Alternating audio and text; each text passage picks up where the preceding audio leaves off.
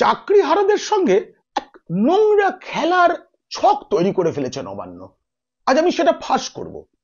মুখ্যমন্ত্রী মমতা বন্দ্যোপাধ্যায় সম্প্রতি group C এবং গ্রুপ ডির যাদের চাকরি গিয়েছে, যারা আর স্কুলেই যেতে পারবে না বলে সুপ্রিম কোর্ট রায় দিয়ে দিয়েছে, তাদের ভাতা ঘোষণা করেছেন।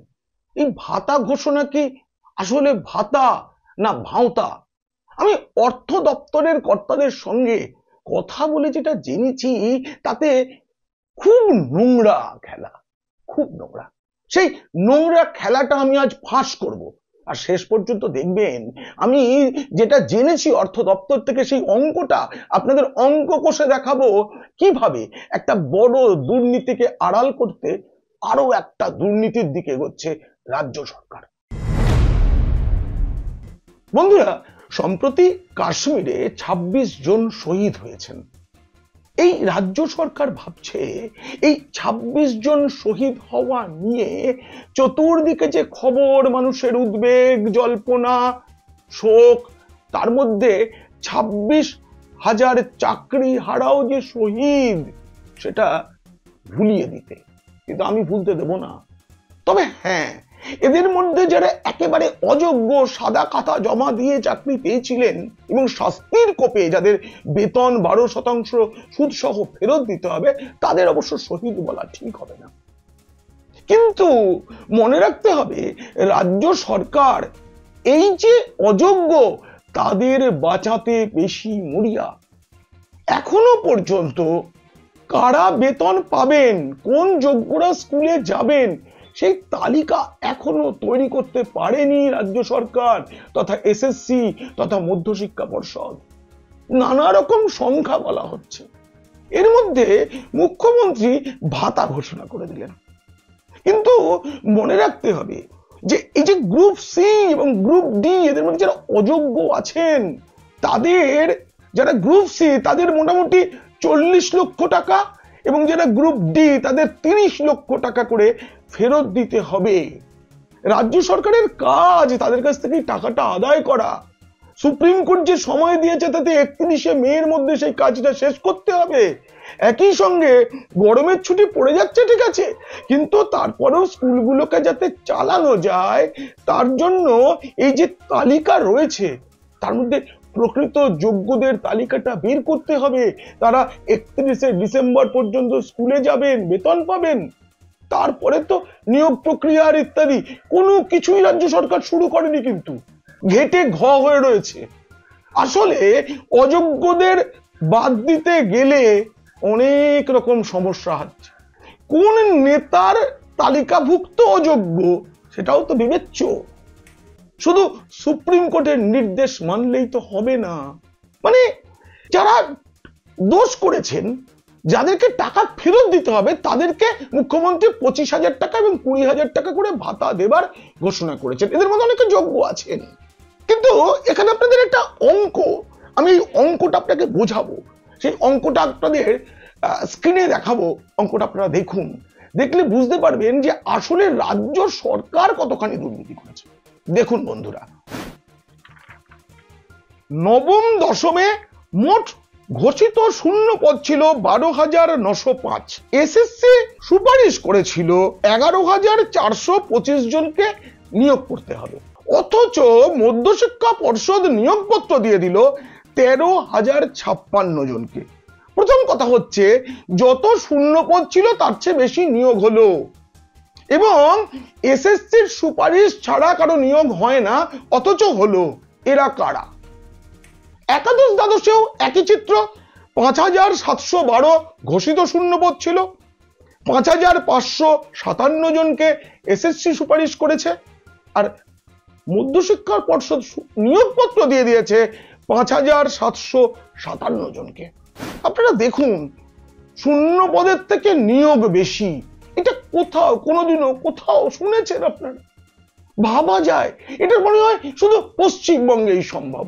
বন্ধুরা, গ্রুপ সি এবং গ্রুপ ডি নিয়োগে রাজ্য সরকার কিরকম পাপ করেছে, দুর্নীতি করেছে, আরেকবার দেখুন ওই তালিকাটা। গ্রুপ সিতে মোট ঘোষিত শূন্যপদ ছিল ২,০৬৭। এসএসসি সুপারিশ করে ২,০৩৭ জনকে। 30 জন কম, কিন্তু মধ্যশিক্ষা পর্ষদ নিয়োগ করে দিল 2484। মানে আপনারা দেখুন, ঘোষিত শূন্য পদ আর নিয়োগ, তার মধ্যে কতটা ফারাক, বুঝতে পারছেন কত বড় দুর্নীতি। এইবার দেখুন গ্রুপ ডি, মোট ঘোষিত শূন্য পদ 3956, সুপারিশ হয়েছে 3881, আর নিয়োগ হয়েছে 4547 জন। এবার দেখুন সংখ্যাটা ভাবুন, মানে যদি আমরা হিসেবটা দেখি, যে মোট হিসেবটা দেখানো হয়েছে যে 24,640 শূন্যপদ ছিল, এসএসসি সুপারিশ ছিল 22,900, আর নিয়োগ হয়েছে 25,844। আপনারা একটা জিনিস খেয়াল করলেন যে গ্রুপ সি এবং গ্রুপ ডি তে সব থেকে বেশি সুপারিশ ছাড়া এবং শূন্য পদ ছাড়া নিয়োগ হয়েছে। আসলে গ্রুপ সি এবং গ্রুপ ডি তে কম যোগ্যতায় চাকরি পাওয়া যায়, ফলে তৃণমূলের সাধারণ কর্মীদের, তৃণমূলের আত্মীয় স্বজনদের, ভাইজি, মেয়ে, জামাই, এদের ঢুকিয়ে দেওয়া সহজ ছিল, তাদেরকে ঢুকিয়ে দেওয়া হয়েছে। আজকে তাদের বেতন বন্ধ, তাদের 30 বা 40 লক্ষ টাকা করে ফেরত দিতে হবে, এইটা তৃণমূল নেত্রীর কাছে খুব বড় চাপ। এই চাপ কাটানোর জন্য উনি ঘোষণা করে দিলেন 25 আর 20,000 টাকা করে তিনি ভাতা দেবেন। কিন্তু ভাতাটা কি আদৌ দিতে পারবেন? সরকার কিন্তু কোনো নোটিশ করেনি। এই যে পুরো শিক্ষার টাকাটা শ্রম দপ্তর নাকি দিয়ে দেবে। কিভাবে হলো? নবান্নের সভাগৃহে একটা বৈঠক চলছিল, রাজ্যের মুখ্য সচিব তিনি বৈঠক করছিলেন এই গ্রুপ সি গ্রুপ ডি যাদের চাকরি গেছে তাদের প্রতিনিধি দলের সঙ্গে। হঠাৎ করে মুখ্যমন্ত্রীর ফোন এলো মুখ্য সচিবের ফোনে, যদিও বিরোধীরা বলছে এটা গটআপ, আগে থাকতে ঠিক করে রাখা ছিল, কারণ উনি দেখছিলেন যে কিভাবে কি চলছে, দেখছিলেন যে ম্যানেজ করতে পারছেন না মনোজ পন্থ। তখন ফোনে মুখ্যমন্ত্রী বলেন, আচ্ছা আচ্ছা ওদের মাইনেটা কত জানো? কেন উনি কিছু জানেনই না, মুখ্যমন্ত্রী যেন জানেনই না যে এই যাদের চাকরি গিয়েছে তাদের বেতন কত।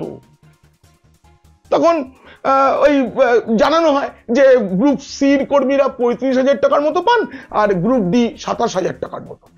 ইনস্ট্যান্ট। অর্থ দপ্তরের এক কর্তা বলছেন যে কোনো সরকারি ভাতা বা কিছু ঘোষণা করতে গেলে আগে একটা তার হিসেব করতে হয়, কত টাকা লাগবে, কত জনকে দিতে হবে, এইটা টেনে যাওয়ার জন্য সেই অর্থ কোথা থেকে আসবে, কোনো কিছু ভাবনা নেই। টেলিফোনে মুখ্যমন্ত্রী বলে দিলেন, ওদের বলে দাও 25,000 দেবো আর 20,000 দেবো। এটা হয়? আচ্ছা, শিক্ষা দপ্তরের চাকরি চলে গিয়েছে, টাকাটা দেবে শ্রম দপ্তর, এটা হয়? উনি বললেন ওই যে ডানলপের কারখানা বন্ধ হয়ে গেছে, সেই শ্রমিকরা যে বসে আছে তাদের যেমন ভাতা দিই তেমন ভাতা দেব। কেন?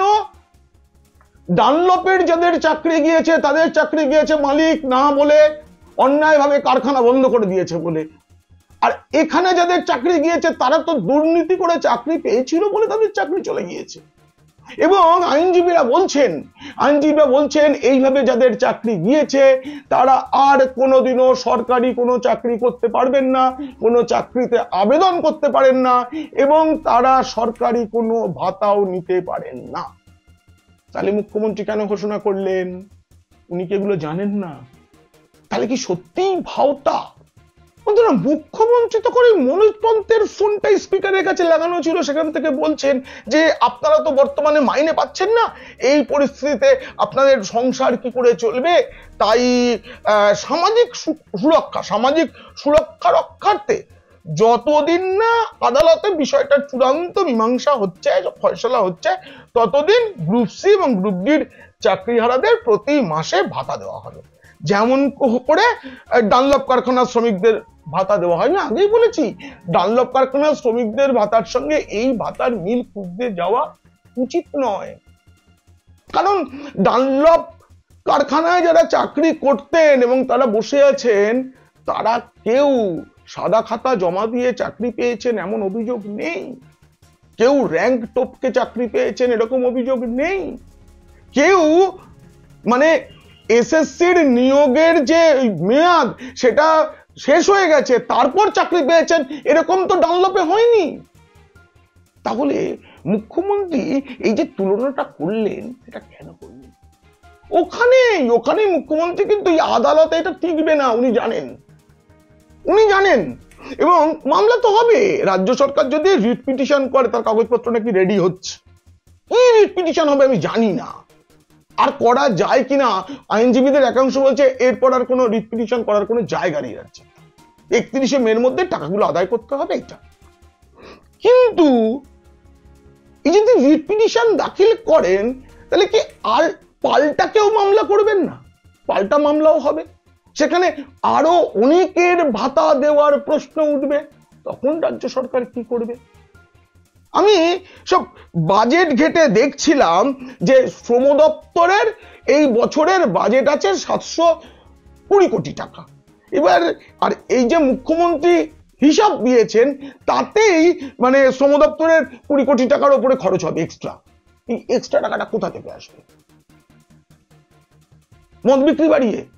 কিন্তু বাজেটে তো শ্রম দপ্তরের জন্য টাকা ঠিক করে দেওয়া আছে। মুখ্যমন্ত্রী বলেছেন যে আদালতে যদি এটা না হয়, যদি ফয়সালা না হয়, যদি আটকে যায়, তাহলে আমার অন্য ভাবনা ভাবা আছে। কি সেই ভাবনা?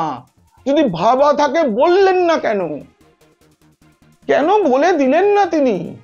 একটা তো নিয়ম আছে, রাজ্য সরকারের মুখ্যমন্ত্রী সব নন, একটা মন্ত্রিসভা আছে, মন্ত্রিসভার বৈঠক করে সিদ্ধান্ত নিতে হয়।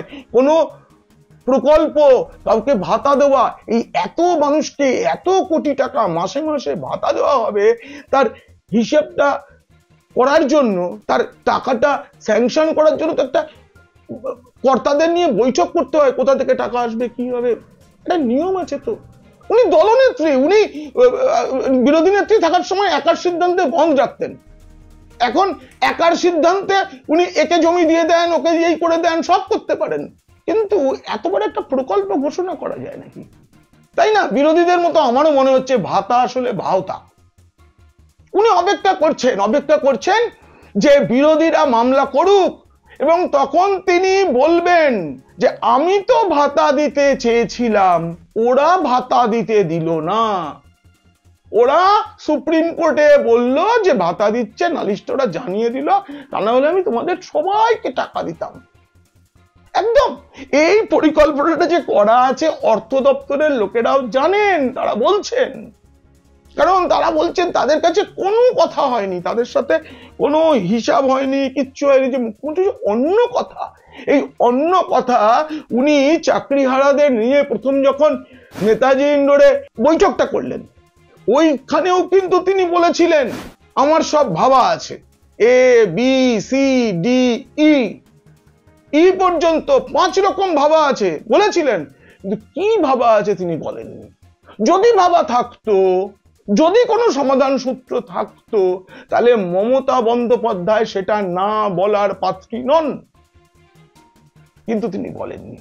এবারেও তিনি সেই এক কাজ করলেন, এবং এখনো পর্যন্ত যেটা হচ্ছে যে 15,404 জনের শিক্ষক তারা কাজে যোগ দিতে পারবেন বলে একটা যে প্রাথমিকভাবে জানা গেছে, এটা কিন্তু এই তালিকাটাও ঠিক নয়। তাই বেতন কে পাবেন না, বাকি যারা এই দুর্নীতির সঙ্গে কোনো যোগাযোগ নেই, অনেক আগে থাকতে চাকরি করছেন, তাদের বেতন নিয়েও সংশয় তৈরি হয়ে গেছে, শুধুমাত্র ছেলে খেলার জন্য।